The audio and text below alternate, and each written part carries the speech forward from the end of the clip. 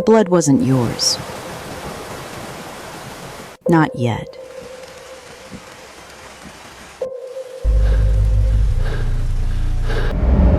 But when the stranger stepped over the body with glowing eyes and lips curled into something not quite a smile, you didn't scream. You stared. Because in that monster's face, you saw a truth more terrifying than death. You were his. And if this was fate, why did it feel like a trap?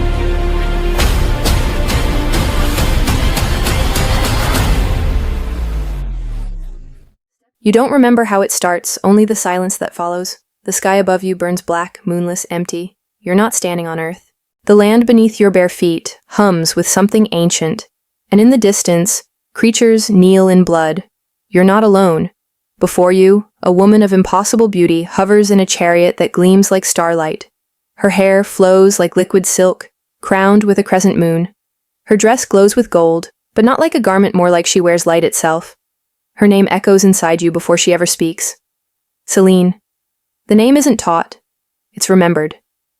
And when her eyes fall on the beast before her, you feel a tremor in your bones. They kneel monsters, yet not. Lycans, bleeding, scarred, their immense bodies trembling not from fear, but from fury. Their eyes are crimson pits, burning with curses unsaid.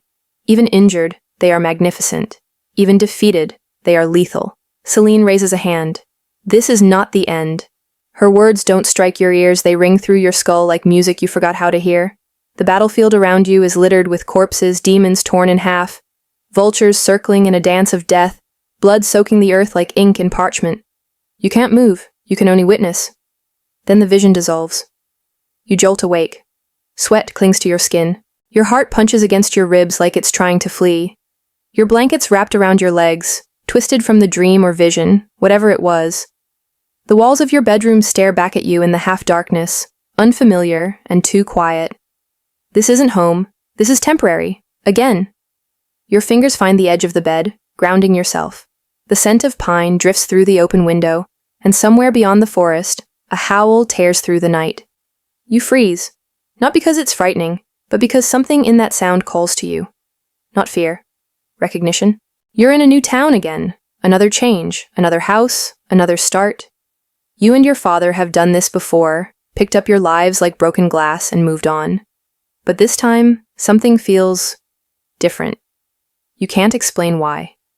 Downstairs, he's already awake. You hear the familiar rhythm of coffee being poured, the creak of an old chair. He doesn't speak much anymore, especially not since you stopped the thought. Some things aren't ready to be remembered. You reach for your journal, fingers trembling slightly as you write down everything you saw. Celine, the Lycans, the blood, the promise. You don't know if you're losing your mind or being shown something real to you, but either way, it feels like a warning. And a beginning. The next morning arrives in a haze of gray. The town is covered in mist, trees stretching high like silent watchers. School is a blur. You don't remember the names, you don't care to. They whisper when you pass. New girl. Quiet. Probably trouble. Let them. You're used to being unseen. But he sees you. The first time your eyes meet, it's like the ground isn't quite solid. He doesn't look like someone who belongs in a hallway or a school or any place as mundane as this. He's too still, too aware, like a wolf wearing a man's shape. And he watches you the way predators don't watch prey, but threats. You should have looked away. But you didn't. His name floats past you in a low murmur. Vale. You say it once in your mind, and it sticks like heat behind your teeth. Vale. It happens again that night. You're falling. But this time, you know what's coming. The silver haze, the blue light, the quiet hum beneath your feet. You're not afraid. He's there again. Only now, he's closer. He doesn't look like a stranger anymore. He looks like something you know, like an instinct you forgot you had. And he speaks. Only one word. Soon. Then you wake again, breath caught in your throat, the air thick with something feral and electric. You feel it beneath your skin, crawling like fire. Your body isn't your own. Or maybe it's finally becoming what it always was. You press a hand to your chest. Your heart stammers against your ribs. Something is changing, and you don't know how to stop it. You don't sleep the next night. Not really. You lie there, waiting for it, whatever it is. The dream, the pull, the fall. But nothing comes. Only silence. And the awful weight of waiting. Your body aches. Not with sickness, but something stranger. Your muscles twitch when they shouldn't.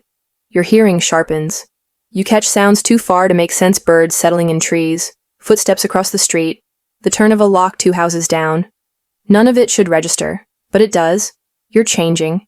You feel it most when you see him again. Vale. He's leaning against his motorcycle, black jacket pulled tight across his chest like it's hiding something beneath. Students swarm around the front of school, but none dare get close. Not really. They laugh too loud, smile too hard, as if trying to convince themselves they're not afraid, but they are. So are you. Except fear isn't the right word. It's something hotter, sharper, hungrier. You walk past him, pretending not to look, but your body betrays you. Your pulse skips, your breath shortens. You can feel him, not just see, not just hear, feel, like his presence presses into your skin, into your bones. And you hate how much you want to look back. You don't, but his eyes never leave you. You don't tell your father. You could, but what would you say? Dad, there's a man who makes the air too thick when he's near. Dad, I'm dreaming of gods and blood and wolves with voices. Dad, I think I'm changing into something else. He wouldn't understand. Or worse, maybe he would. So you say nothing, and you keep writing. Every dream, every flicker, every time your skin feels too tight and your throat burns like it's choking on heat, you write it all down. And still, it's not enough. Because the dreams start happening while you're awake. The grocery store is half empty. You follow your father silently, basket in hand. There's nothing strange about that. Nothing strange about cereal boxes and fluorescent lighting, until he walks in. Vale. You feel it first before your eyes ever see him. Your breath catches, lungs refusing to work properly. Your legs lock, and then your eyes find him. He doesn't shop. He doesn't even look at the shelves. He looks at you, and when he steps closer, you swear the air bends around him. Your father notices. Of course he does. And he steps between you before you even think to move. Protective, firm, but not enough. Vale's gaze slices past him like he doesn't exist. Your body responds in ways you don't understand. Heat flushes through you, electric and wild. Your vision blurs for a second, not from fear, but from something deeper, recognition, like your blood remembers him before your mind does.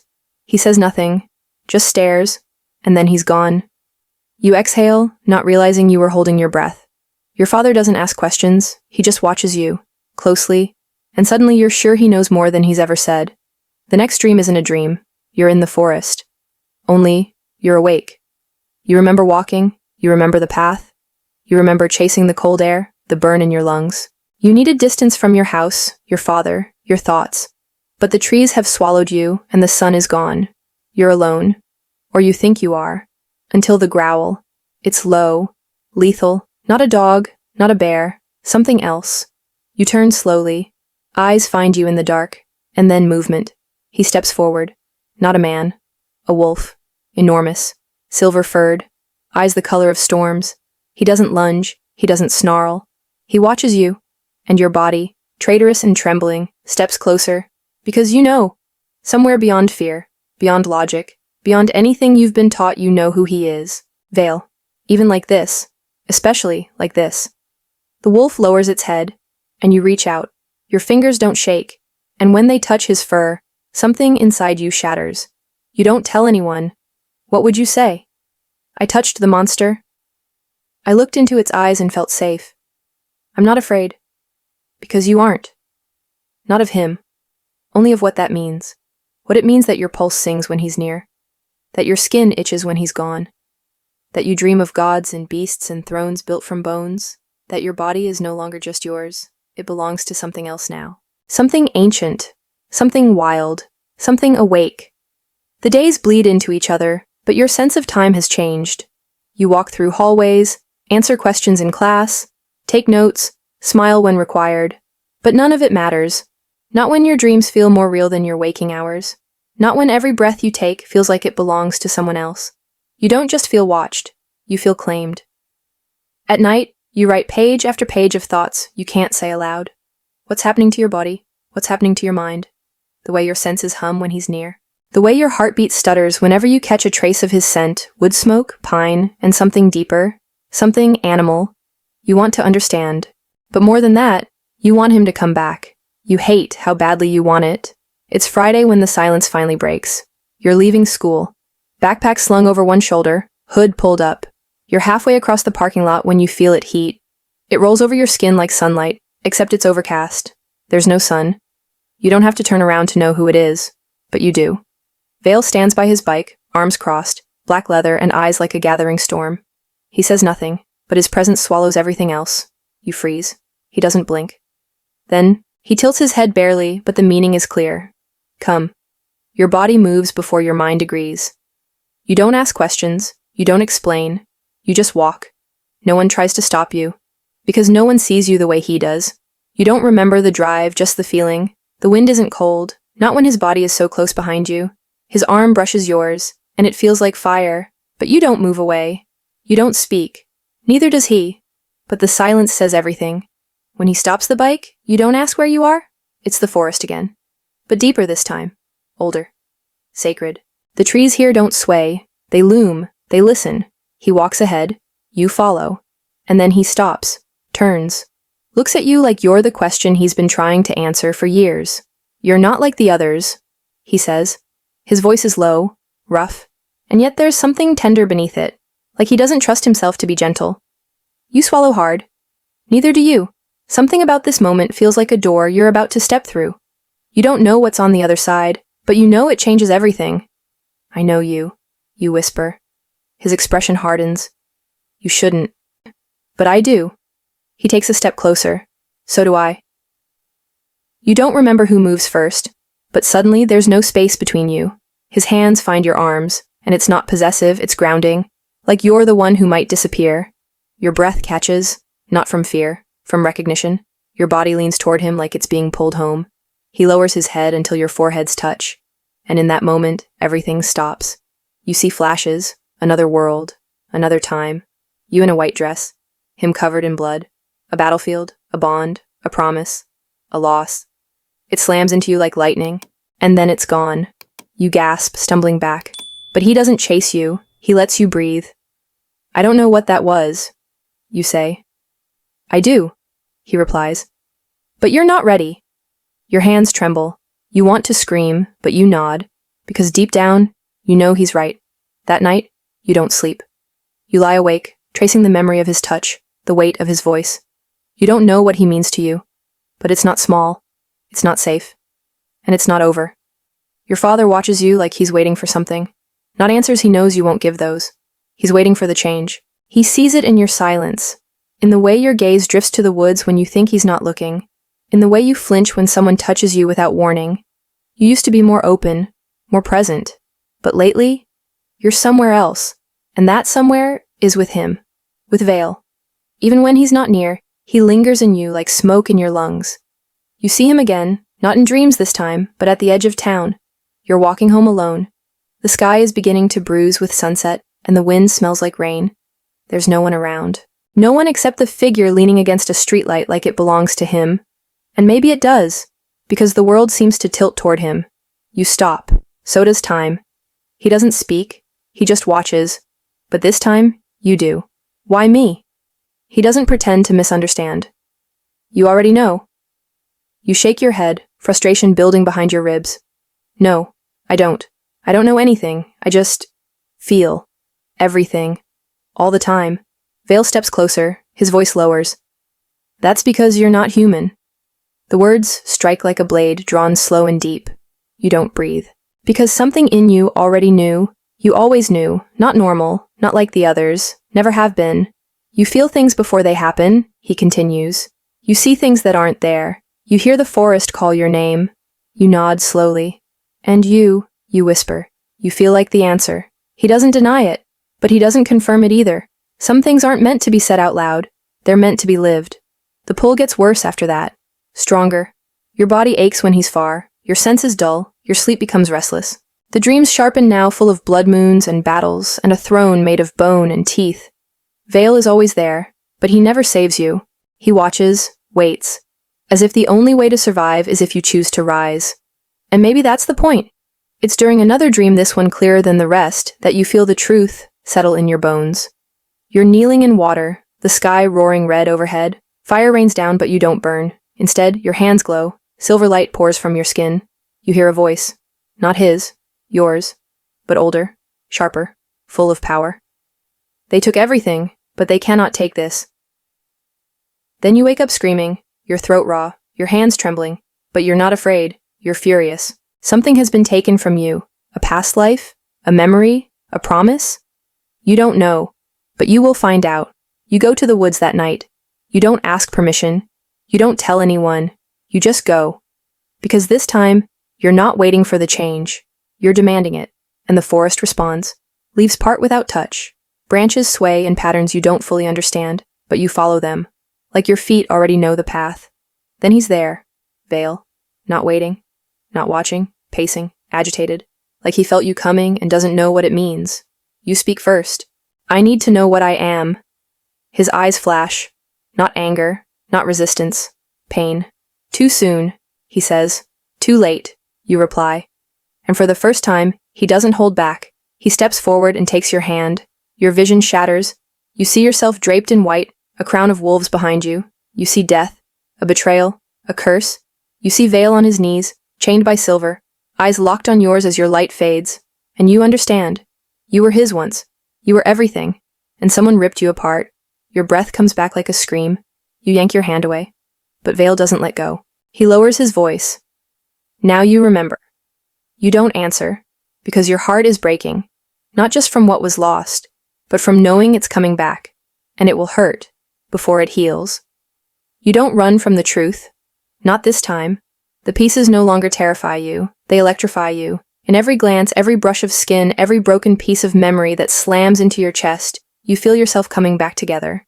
And in the center of that storm is Vale, the one who held you before the fall, the one who watched you die, the one who never stopped waiting. The days after are full of shadows. Your father grows quieter.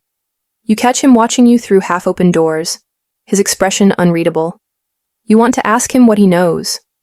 But part of you is scared of the answer. Because what if he was never just your father? What if he's been hiding you? What if he knew this day would come? You don't ask. Not yet. But the question sits on your tongue like a secret half-swallowed. Vale stays away, not out of cruelty, out of restraint. You feel him at the edges watching, burning, aching with the same madness that's starting to consume you. You're not human anymore. Maybe you never were. And now the wolf beneath your skin is clawing to the surface.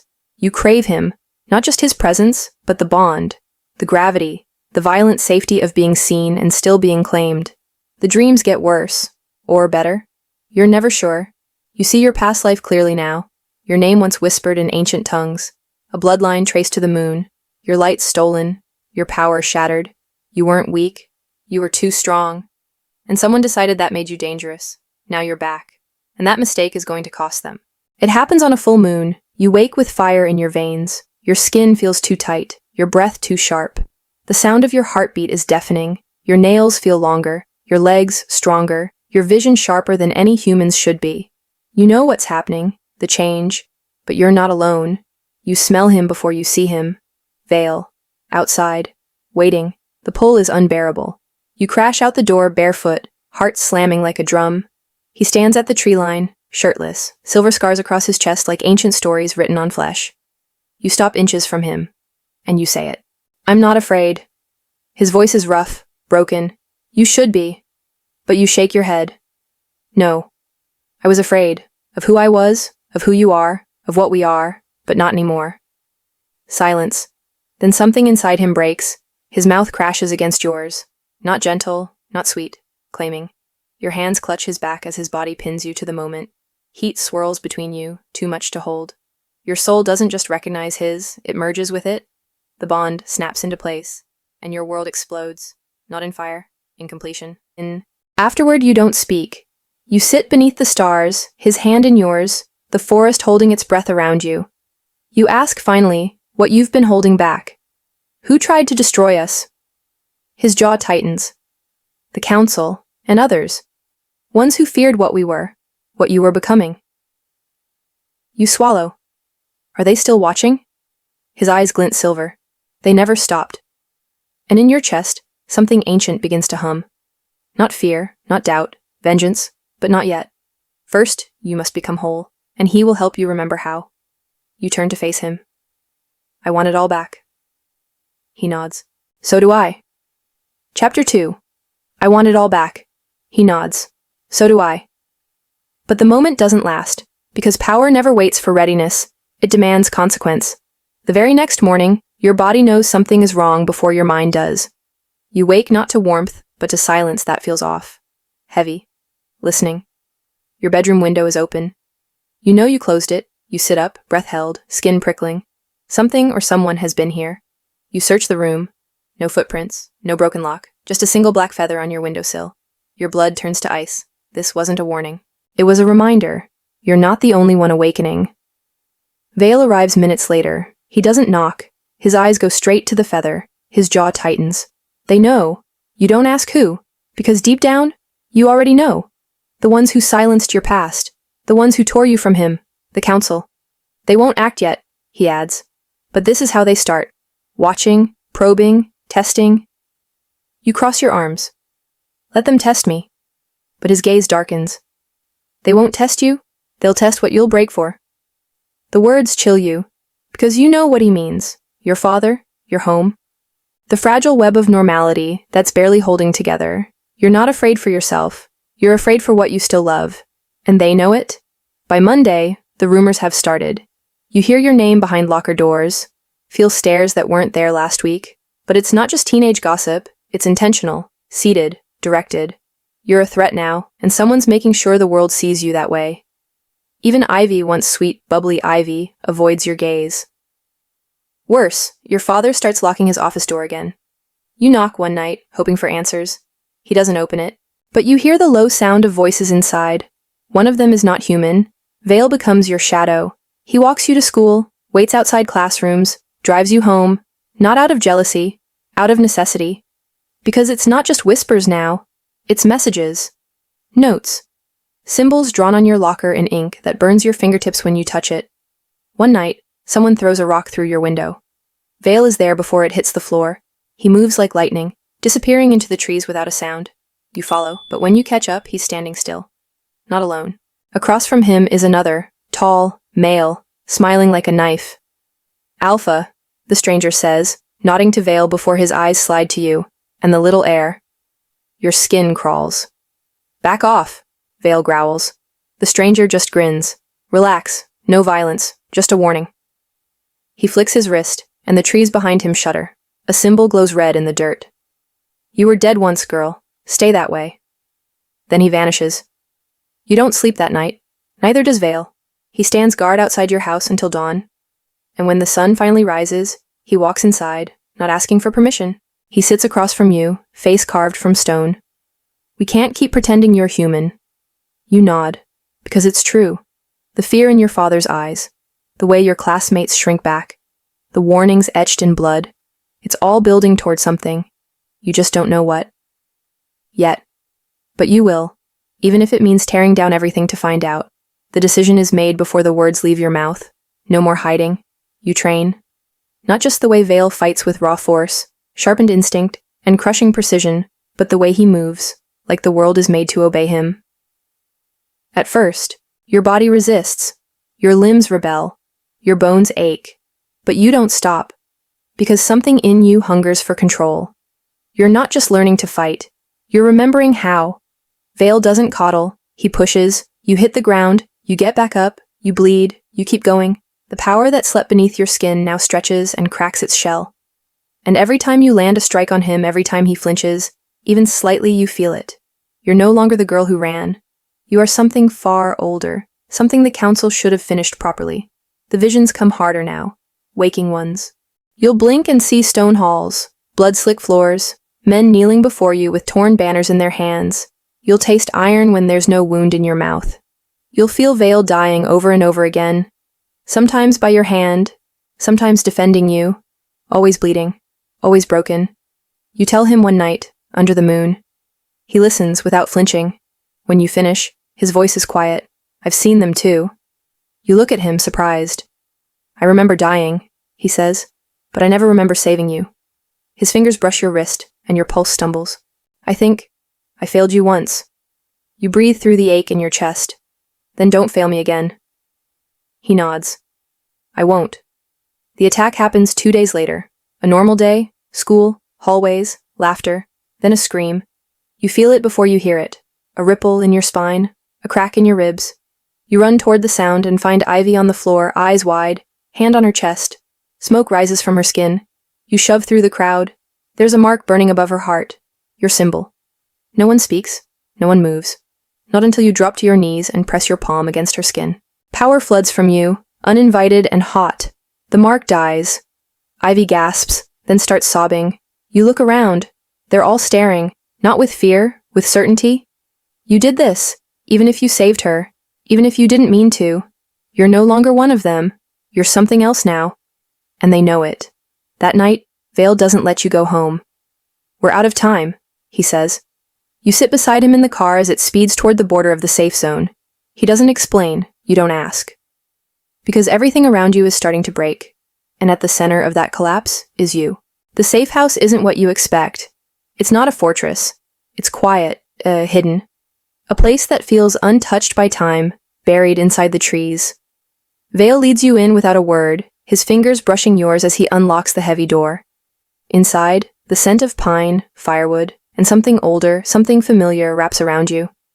I used to come here, he says, before everything. Before you. You step over the threshold, and for the first time in days, you let yourself exhale. This is where you'll figure out what's next, because the world outside is no longer safe. And the one inside you is growing wild. The nightmares return. They're not just dreams now. They're echoes. You see yourself in chains, dragged through a hall of shadows. Your wrists are bleeding, your face blank. Around you, cloaked figures chant, calling you traitor, danger, goddess, abomination. You wake with a scream locked in your throat, your fingers tangled in sweat-drenched sheets. Vale's already there, crouched at your side, eyes glowing faintly in the dark. You're remembering, he says. You nod. It hurts. I know. But he doesn't try to soothe you with lies. He knows the past can't be erased, only confronted. You train harder the next day. Vale throws you to the ground, again and again. You rise faster each time, no longer thinking, just moving. The pain becomes rhythm. The air becomes sharper. Your limbs start to obey something deeper than muscle memory. When your foot finally connects with his ribs and he stumbles back, his grin is all pride. You're not the same girl from the riverbank.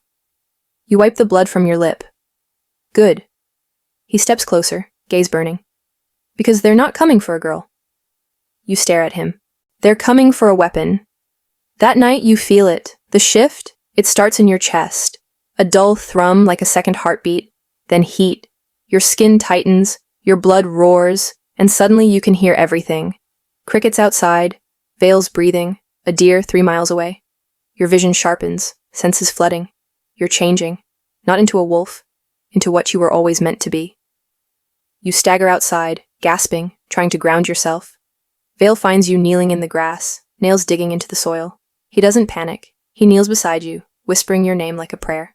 Let it come, he says. I'm scared. I'm not. You cling to him as the pressure builds, and then release. Not a transformation, an unveiling. Like shedding a costume you've worn too long.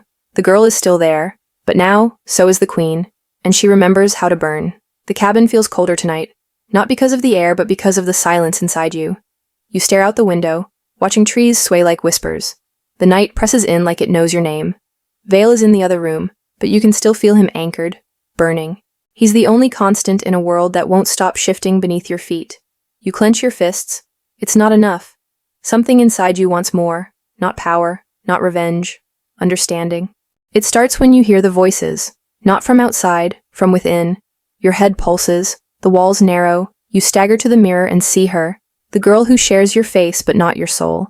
Her eyes are wrong, too old, too knowing. She smiles. Soon, she whispers. Then she's gone. You fall backward, gasping. Vale's arms are around you before you hit the floor. You can't speak. You can only clutch his shirt, trembling. He carries you to the couch, and you feel it, his panic buried under restraint. But when he speaks, his voice is steady. She's waking. You nod.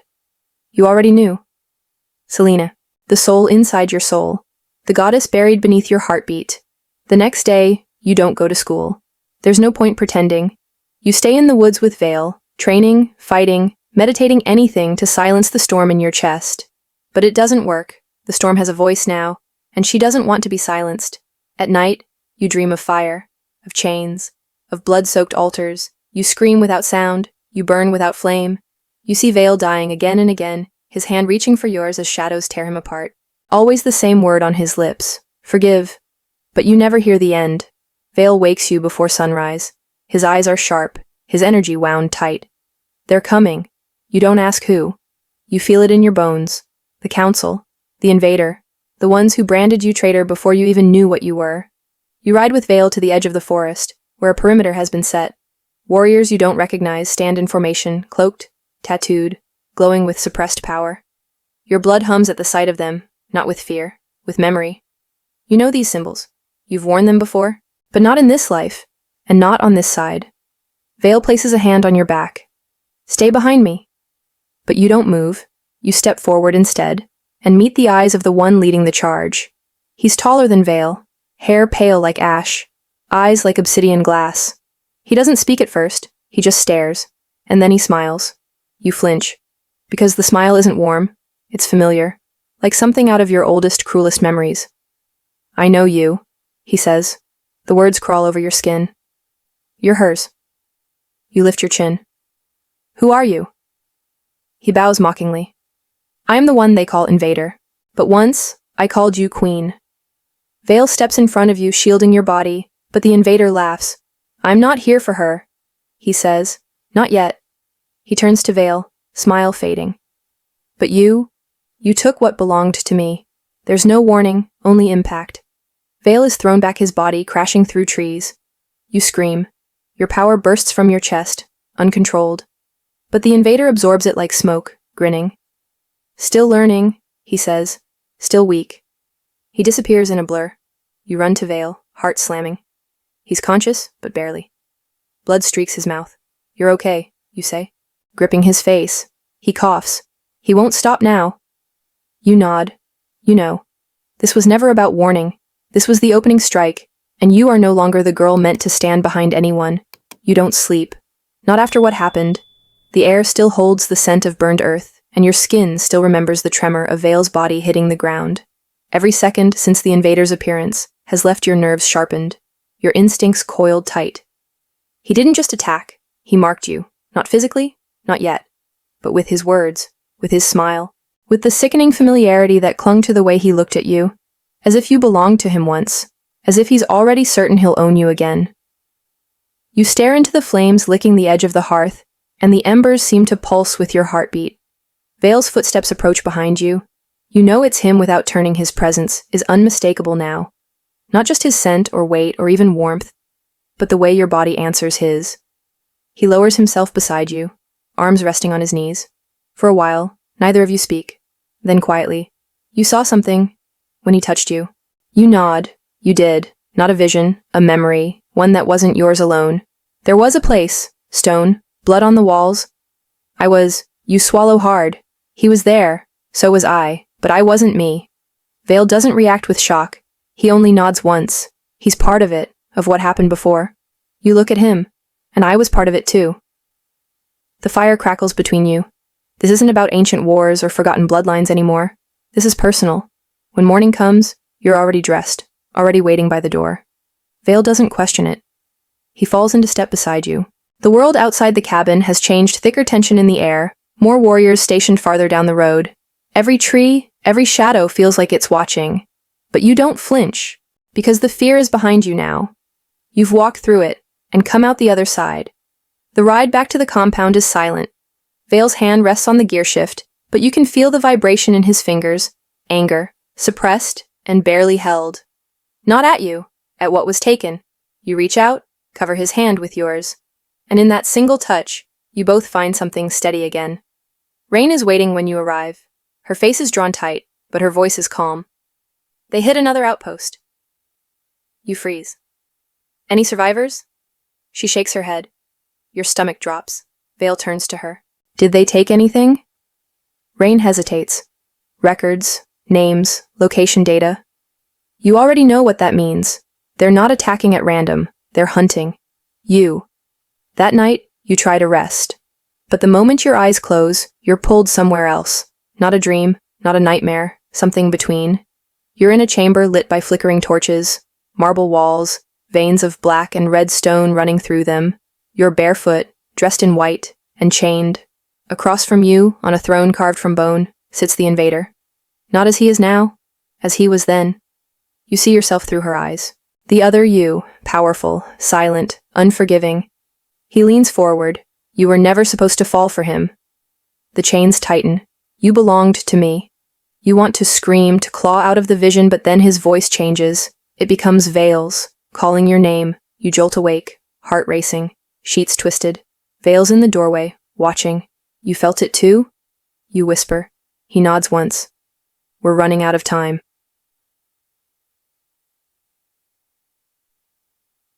By dawn, the perimeter is breached. Not by enemies, by memories.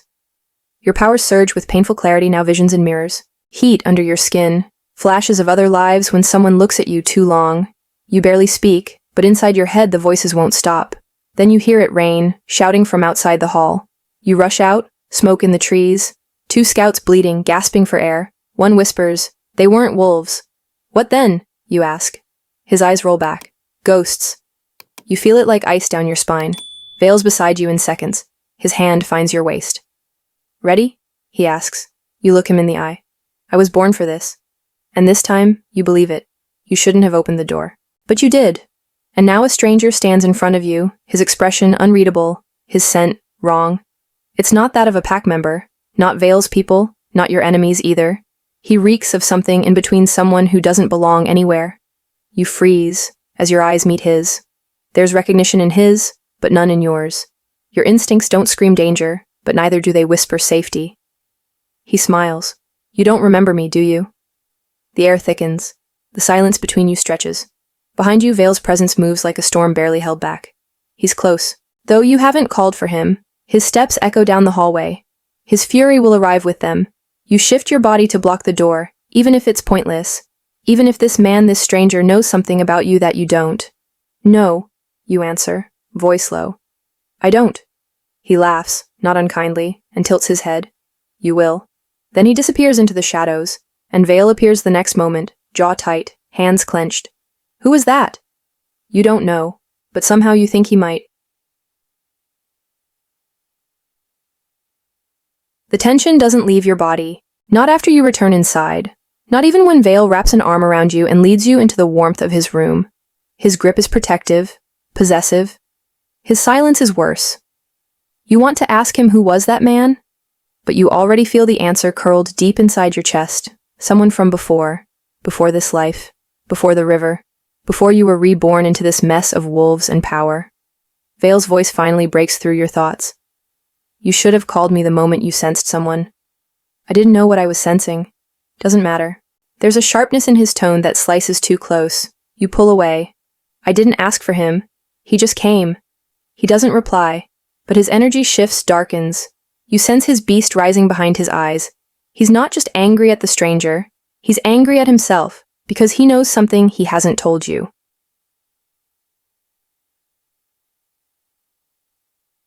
It's like you try to sleep, but something inside won't let you rest. Every time you close your eyes, you see that face again, that smile. The way he looked at you, not like someone seeing a stranger, but someone seeing a return, like he'd been waiting. You wake tangled in sheets, your skin damp, your heart pounding with something that isn't fear, but friction, a storm building under your skin. You need answers, and Vale's silence won't protect you from the memories clawing to the surface. The next morning, your body feels strange, not weak, responsive, every sound sharper, every scent clearer. You can feel Vale's footsteps down the hallway before he reaches the door. You feel the pressure in your veins when he's near. He knocks once, then enters. His eyes narrow immediately. "You shifted." You blink. "No, I didn't." "Yes," he says, stepping closer. "You did, not fully, but your energy shifted. I can feel it." He reaches out, fingertips brushing your jaw. "You're closer than you realize." "To what?" He doesn't answer, but he pulls you closer, mouth brushing your temple. "You're becoming something they can't control." You inhale, shaky. "Are you sure they're the ones I need to fear?" His body stiffens, and for a moment, you think he might answer that too. But he doesn't. Later that day, a meeting is called. You're not invited, but you go anyway. You stand just outside the closed door, your body pressed against the wall. listening. Inside, voices argue voices you've come to recognize. Leaders, soldiers, Vale's inner circle. She's changing too fast. She's not one of us. She's not one of them either. Then what the hell is she? You barely breathe. Then Vale's voice, low and final. She's mine. The room falls silent. Your heart doesn't. It races furious, confused, electrified. Not because you don't want to belong to him, but because you don't know what that means anymore. You leave before the meeting ends. The hallways feel smaller now, like walls closing in on a secret. And the moment you step outside, the wind changes. A scent. The same one from last night. The stranger. You follow it. Through the trees, past the gates, into the hills beyond the compound, until you find him again. He doesn't run, doesn't hide. He stands beside the ruins of an old watchtower, hands in his pockets. You came, he says, like he knew you would. You keep your distance. I want answers. He nods, and you'll get them. You cross your arms, start talking. He looks at you, really looks. You were born once, and then again. You died in fire and woke in water. You were a queen and a prisoner, a weapon and a miracle. And they all lied to you. You freeze. He smiles. Still don't remember, do you? No. But you will. He steps back, vanishing into the trees again. And once more, you're left in the cold, alone with your questions, and the burn under your skin that won't go away.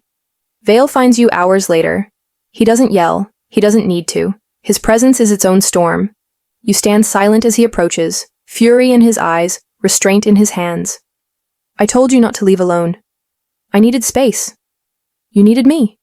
You shake your head. I don't know what I need anymore. He closes the gap between you, voice dropping. You need to stop running from what's inside you. And what is that, Vale? What's inside me? He doesn't answer, not with words. He kisses you instead hard, bruising, desperate, and for a moment, the world spins out of control, because when his mouth meets yours, you see fire, not just between you, but around you, as if the memory is trying to ignite, and the truth is buried in the flames. His mouth crushes yours, fierce and searing, and the memory it ignites isn't just fire, it's hunger. Not only his, yours, ancient, bone deep. You shouldn't feel this way, you shouldn't remember what you do. But in his kiss, you see flickers of heat, flickers of a bond so old it defies time. Hands that once held you, blood that once called you, a name that no longer exists, slipping from lips long dead. You break the kiss like you're drowning. You gasp. But he doesn't stop. His breath is rough on your throat, his hands at your waist. You feel his control shattering just for a moment, as if he's holding something back with more strength than he's using on you. Then, just like that, he pulls away. His chest heaves, his eyes are wild. But he says nothing, because words would make this real, and he's not ready for that. Neither are you, so you step back into silence. And the space between you becomes another lie neither of you wants to touch. The days pass, but nothing feels still. Vale keeps you close, too close. You're never without eyes on you, his men, his wolves, his gaze.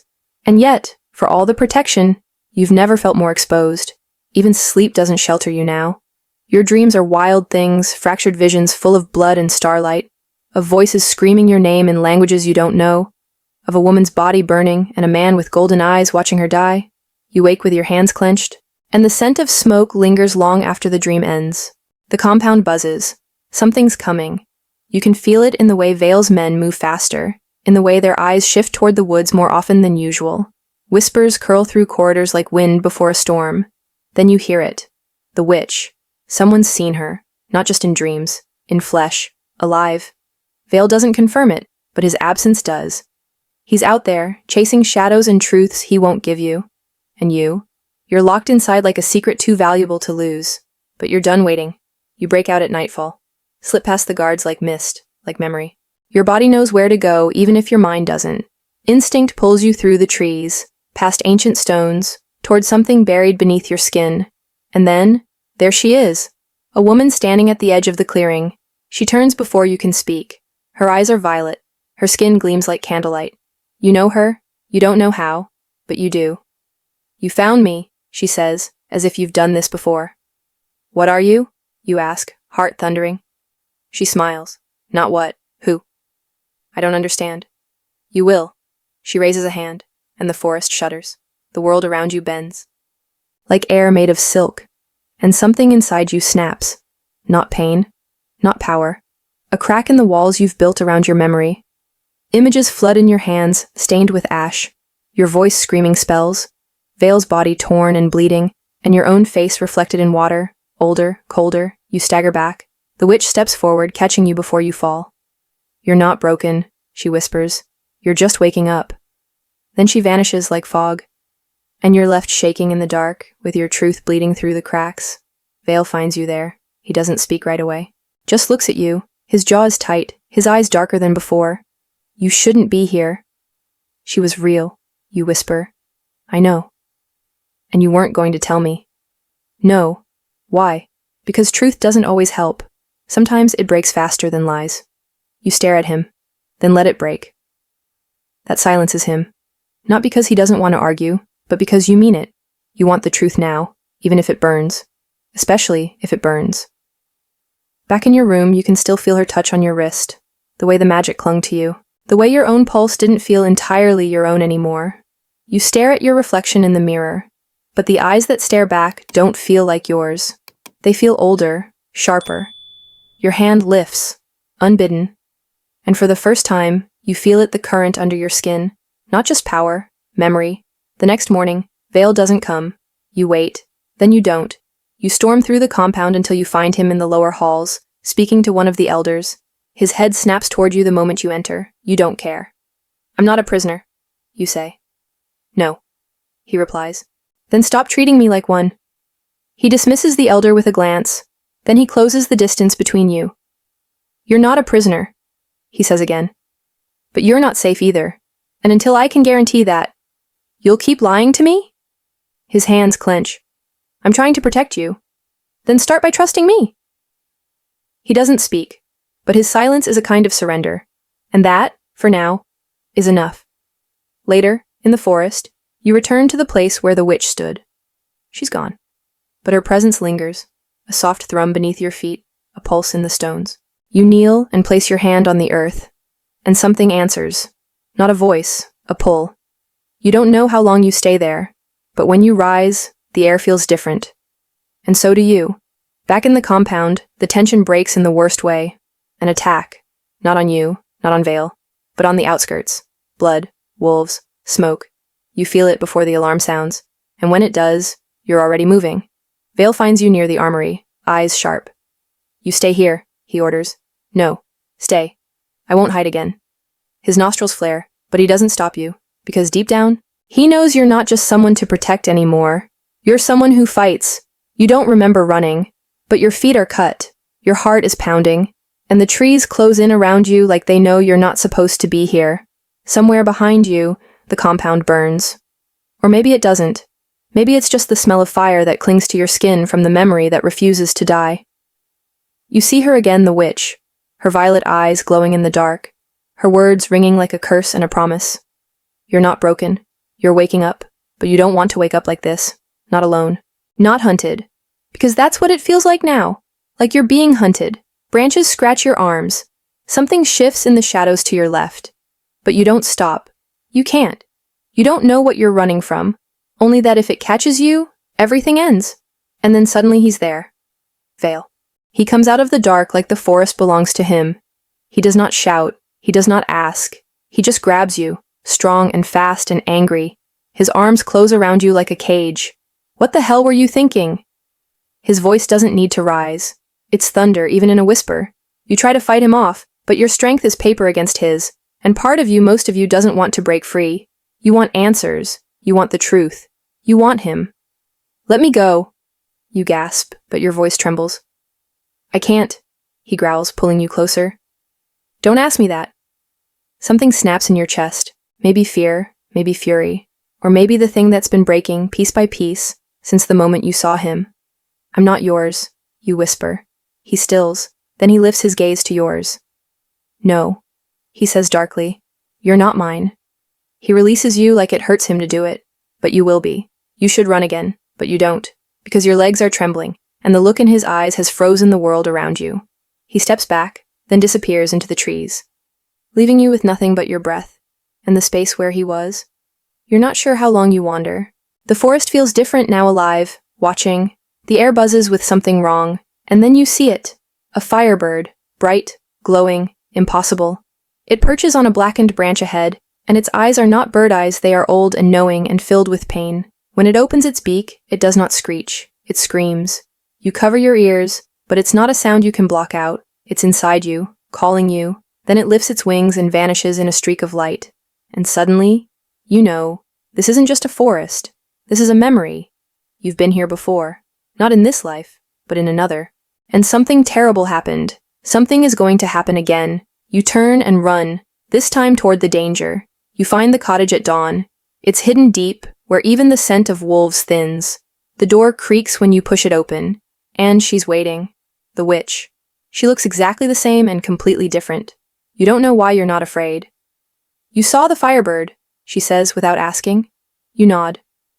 It's coming. What is? Everything you forgot.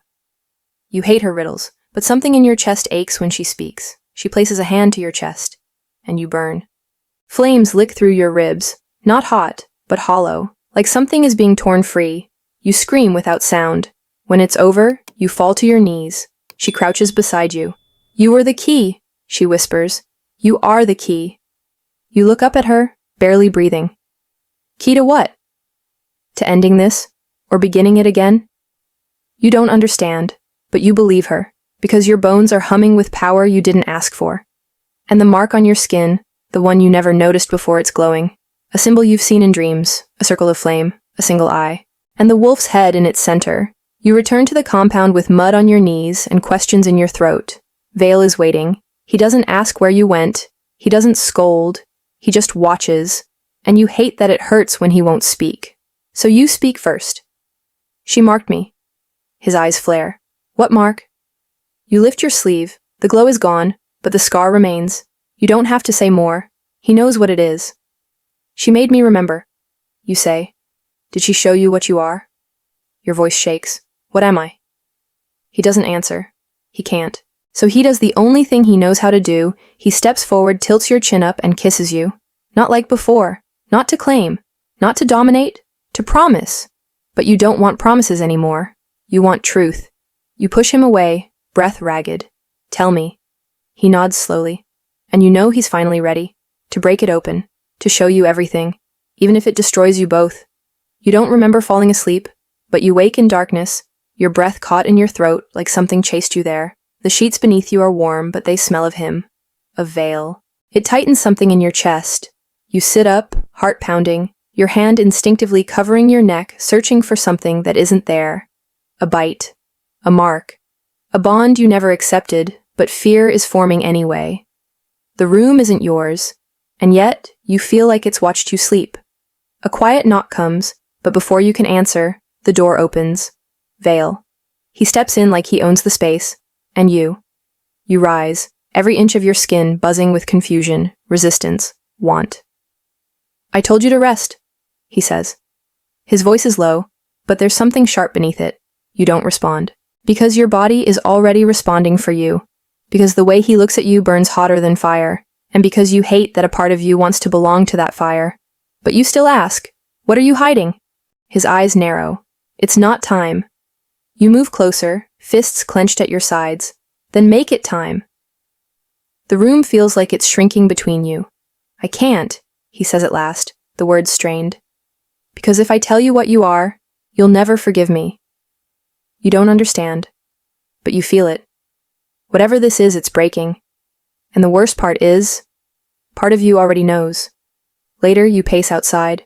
The moon is a knife above the trees. You keep thinking of what the witch said, the way she burned the truth into your skin with her touch. You are the key. To what?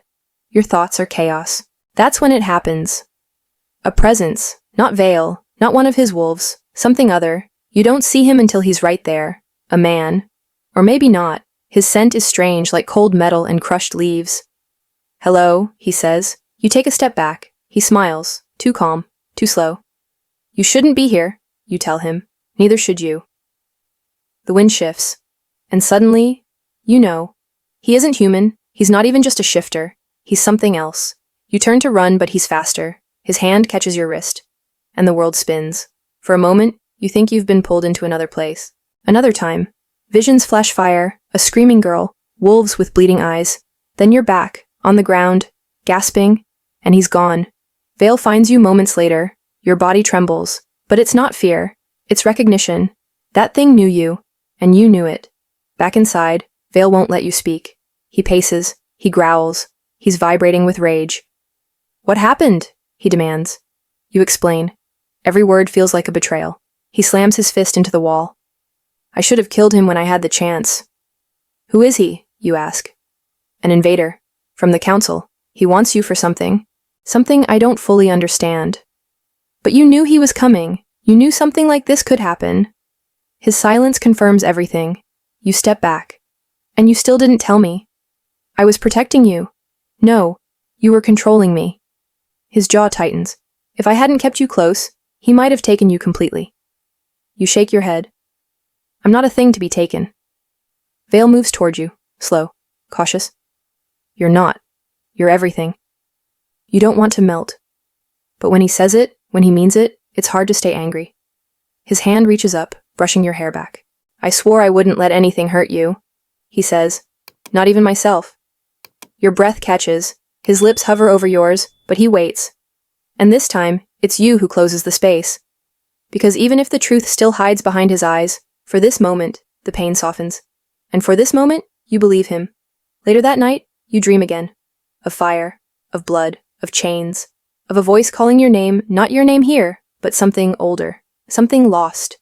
When you wake, your throat is dry and your hands are clenched in the sheets. Vale is gone, but the mark on your arm, it's glowing again. And deep inside, something is awakening. Not fear, not rage, but power. Your story is changing, and you are no longer the girl waiting to be saved. You are something else entirely. The weight of fire still lingers in your dreams. You wake with the memory of wings scarlet searing and screaming burning behind your eyelids. They weren't yours, but they felt like they could be. When your eyes open, you're not sure if it was a dream or a vision, and it leaves your chest tight with a heat that doesn't fade. Vale is already awake. His back is to you, shoulders tense, head bowed as if the night didn't offer him rest either. You sit up, the sheets clinging to your damp skin. The firebird, you whisper. You don't know why you say it, but the name feels old, sacred, familiar. He turns. His eyes are unreadable. You saw it? You nod slowly, still dazed. What is it? It's part of you, he says. Or was, a long time ago. Your mouth is dry. You knew this would happen. I feared it, he admits, and I hoped it wouldn't awaken so soon. You stand, your heart pounding, memories flickering like scattered flame. Why didn't you tell me? Why did you keep hiding everything? Vale steps forward, slow and measured, his power curled tight around him. Because I knew once the firebird stirs, everything changes. You won't be the same. We won't be. But I am the same, you say. Aren't I? He reaches out, brushing your jaw. No, you're more. You don't know whether to shatter or burn. You didn't hear the door click shut until it was too late. The air shifted, heavy. Still. When you turned, he was already between you and the exit, arms crossed, eyes unreadable. You had seen him angry before. You had seen him cruel. But this silence, it was worse. And then he said your name, just once. Low, unmistakable, and wrong. Because it wasn't a question, it was a warning. What if you never walked out of this room?